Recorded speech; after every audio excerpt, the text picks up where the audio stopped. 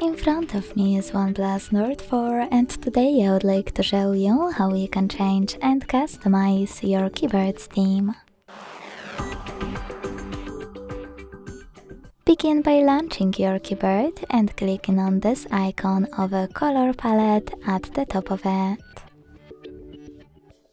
Then apply any of those themes by clicking on a perfect one for you.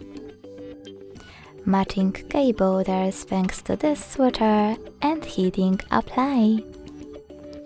If you want to customize it instead, go back to the same settings and this time use this plus icon under my themes. Now click on the photo that you wish to apply as your keyboard's background. Pinch it to scale, drag it to move and select next. Adjust brightness by swiping left or right. Hit done. Manage key borders and select apply.